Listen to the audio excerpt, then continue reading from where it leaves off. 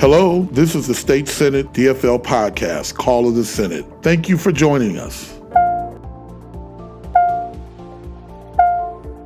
Hello, everyone. This is State Senator Fong He, representing Eastside St. Paul, and today I am honored to be the host of our Senate podcast program, Call of the Senate.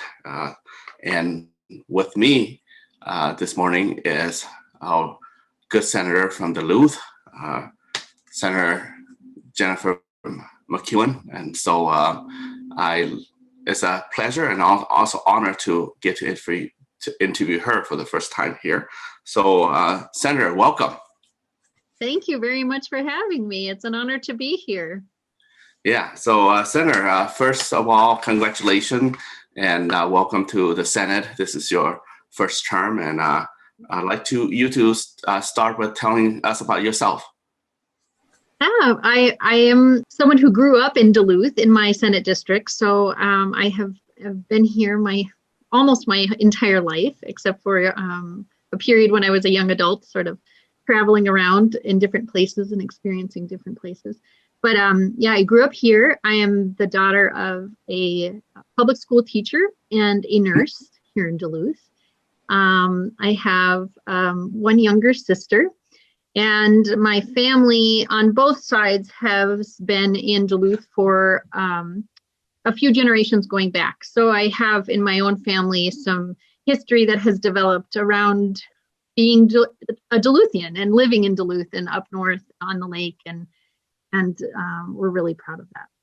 And my husband and I are living in the home that my great-grandparents built after they were married. They were married here in Duluth after they had each individually immigrated from Sweden, and they met at the Swedish club here in Duluth, and then they were married and had a farm. It's in Duluth proper in a neighborhood, but at the time it was a farm. And so we have the old family farmhouse, which is now in the city of Duluth, which is pretty unique, I think, in our culture these days to have that. So that's pretty special. I'm an attorney, and I have my husband is a public school teacher also, and we have two kids. They're 13 and 15. Well, thank you, and that's we're very interesting history there. You know, if we have time, we can dissect into some of the history of Duluth. You know, the Lake Superior, overlooking to, I enjoy coming up there, and go up to the top of the hill and just look down. It has a beautiful view of Duluth, So tell us a little bit more about your experience growing up in our beautiful city of Duluth and your perspective on certain issues. Yeah, I'd love to.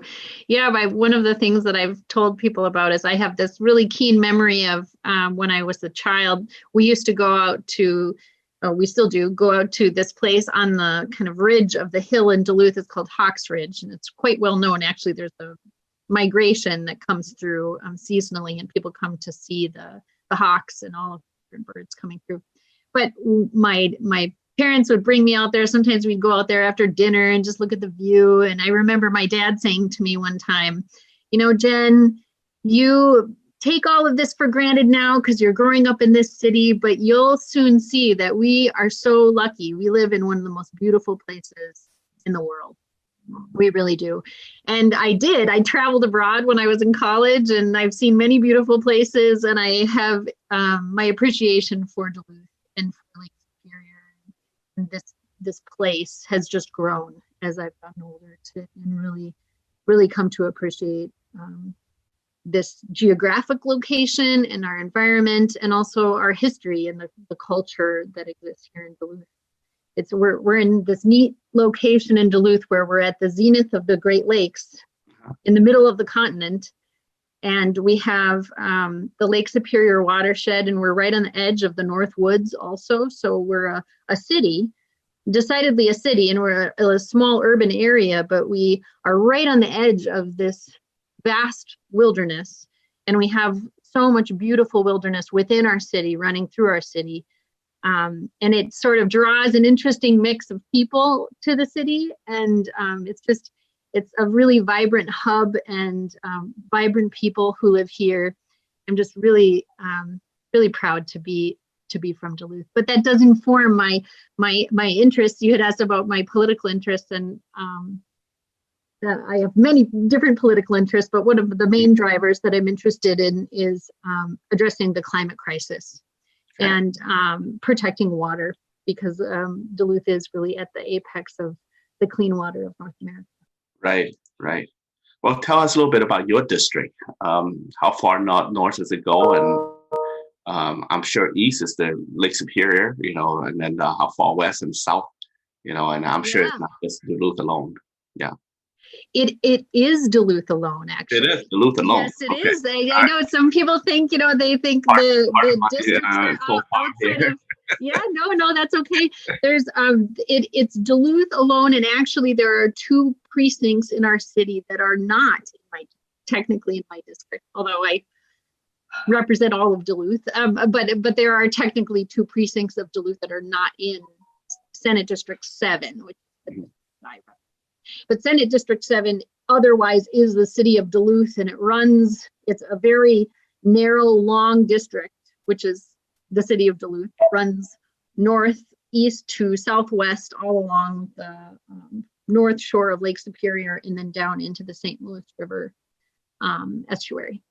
Well, what are some of the issues? You did mention a little bit about clean water, but feel free to let us know more about issue that you care more about. Yeah. In my work as an attorney, I was driven to become an attorney, and in my work as an attorney, I have tried to focus in on helping and representing people who are the underdog in a situation. So when I graduated from law school, my first work was at Legal Aid. And we were living in Flagstaff, Arizona for a couple of years. My husband got his doctorate in history down in Flagstaff, Arizona. And I got a job there at Legal Aid.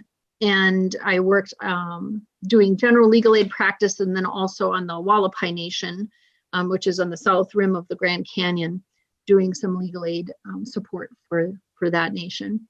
And so I worked at Legal Aid, and then when we came back home to Duluth, I worked in the courts for a little while, and then I worked at the public defender's office for years, and have since moved on to represent clients who are appealing denials of their Social Security benefits. So I've had sort of a spectrum of work as a lawyer representing people who are really kind of at the margins of our system and are not kind of reaping the benefits that our system holds. And so I am very passionate about a spectrum of issues around that. So poverty issues, housing issues, income inequality, criminal justice, racial justice. Those are issues that really motivate me to want to make improvements in our community. And so I am motivated by a sort of progressive politics that seeks to bring more egalitarianism to our community and more fairness, and to lift up people. And just a politics of recognizing that we're the wealthiest nation to ever exist on the planet.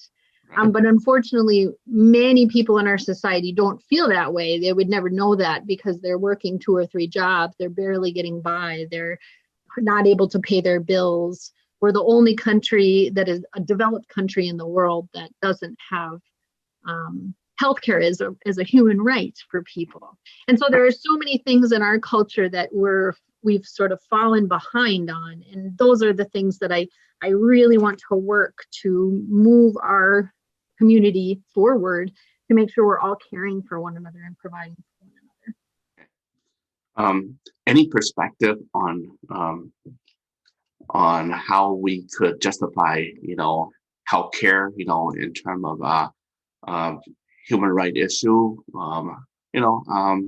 just make it fair out there, make it currently Senator John Marty is carrying a bill on this, or health plan, and I plan to be on too as co-author, perhaps do a duplicate bills. But I know that legislation. But I'll leave the answer to you. How do you think we could justify or equate that? I am a big supporter of Senator Marty's Minnesota Health Plan also, and we're talking right now about how to move forward. Right now we're in the minority in the Senate and it's a little bit tricky, but we're in the middle of a global pandemic. If there was ever a time for us to move forward and provide medical care, universal care as a right to the people of this country, it's now. and in Minnesota as well. And I know that some people are working on a public option, and I think that that's laudable as well. I think that hopefully that will help some people. But I do support a single payer Medicare for all or Minnesota Health Plan at the state level coverage that would cover everybody as a right. And I really think I've heard John Marty speak on this, as well as, of course, Bernie Sanders and many people talk about this. I think that there are some sectors and areas of our lives, in our economy, in our society, that shouldn't be driven by profit motive. That profit motive can be a helpful engine in certain sectors and certain areas of our economy. That's good. But healthcare is one of those places where when we have the profit motive driving, you can just see so clearly how so many people are left out. It's not profitable to provide healthcare to many segments of our population. There's just not a lot of money in it. So this is one of those places where it's wholly appropriate for us collectively as a community to come together and say, this is one of those places where we say how this is going to go. We make sure that these basic needs are being met for all people in our community. Okay, Senator, I want to take a little step back. You mentioned a little bit earlier, but what motivated you to run for office? You mentioned you mentioned a little bit, but maybe you can talk more about that. Yeah, sure. Well, I had over the last couple of years, and really, I've been quite politically active my whole life. I'm sort of a politically minded person and very active. But over the last 4 years, in particular, with the election of Donald Trump, that was a real motivator for me to not just be involved in terms of writing a letter now and then and voting and going perhaps to a rally or what now and then, but I really wanted to step it up in terms of being involved in process. So I started to become more involved with our state DFL party. And over the course of becoming more involved, it really became plain to me that my predecessor, because I did challenge my predecessor in the primary, I decided to challenge my predecessor because I felt that we have some really big challenges facing us right now as a community, like challenges that cut to the core, like healthcare, housing, climate crisis, protecting water. And we're at this really important juncture right now. This next decade is going to be very important in terms of decision making and leadership to move our society in a positive direction. And I just wanted to see more enthusiasm, more advocacy, more energy toward moving things forward. And so I decided to jump in and challenge my own state senator in the primary. And I think that it just sort of tapped into a moment here where there is a sort of realization that we're going to have to make some progress here and really make some movement on some core issues. And what lies in front of that, if we are able to do that, is a real amazing opportunity for our society and for our communities to move forward better than we were before the pandemic. Move forward in a way that we could have a true renaissance economically, culturally, as a state and as our region in northeastern Minnesota. and I really want to be one of the leaders who is bringing that and making that happen. Sure, and I want to join you on that renaissance as well. So we're here together. That's great. What other issue or policy do you hope to accomplish maybe during this 92nd biennium? So can you tell us? Well, being as it's my first term, or my first session, and I am keenly aware of how much I have to learn. I have, as you, I'm sure, remember when you first entered in, there's just so much information and so much learning that's happening right now. It's almost hard for me to imagine how this is going to go forward. But I'm learning as I'm going, and I'm ready to move forward. And I think, these environmental protection pieces are really foundational. So I've introduced the Prove It First bill, which is to protect Minnesota in our waters, in particular, in our public health and our economies, from copper sulfide mining projects that are being proposed. They're really large international mining conglomerates that are coming in with these ideas about how they want to mine copper and nickel in northern Minnesota. But these projects are a unacceptable threat to our communities because of the threat that they pose to the water through the acid mine drainage that happens with that type of mining. It's a very different type of mining. We have a long history of mining in northern Minnesota, but not this type of mining. This is a very different type of mining. And so I'm hoping that this type of law had passed on a bipartisan basis in Wisconsin previously. And I am going to be working on this bill and trying to build support for it. And I would really like to see that move forward.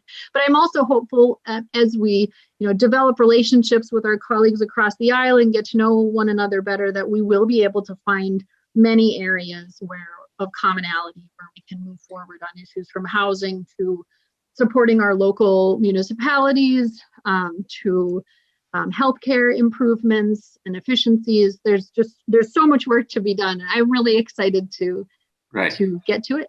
Good. How do you like it so far? And tell us that's the first question. Second question is, tell us about the committee you're in. And I don't want to give it up yet because you and I are in one committee, but tell us how you feel so far, and then lay out the committee that you serve right now. Yeah, so far it has been thrilling to be a member of the Minnesota State Senate. I mean, just one of the greatest honors of my life. And I have, even under this very strange situation where we're sworn in groups, and we're in staging areas waiting to take our votes in different rooms, and many of us are remote, and it has just, nevertheless, the connecting with colleagues, meeting people, starting to talk together about legislation, about our vision for what we want to see and changes we want to make. And so exciting. I'm so excited about our caucus. I'm so excited about our colleagues. And I'm excited to get to meet and work with our colleagues on the other side of the aisle as well. I haven't had as much of an opportunity because the caucuses really do a lot of their own things. But I'm looking forward to that as well. And then with the committees, the Environment and Policy and Finance Legacy Committee, which we're on together, and which you are the lead for, that's really exciting. And there's a lot of work that happens in that committee that, as you know, from what we've talked, I'm really passionate about a lot of those environmental issues. So really happy to be a part of that.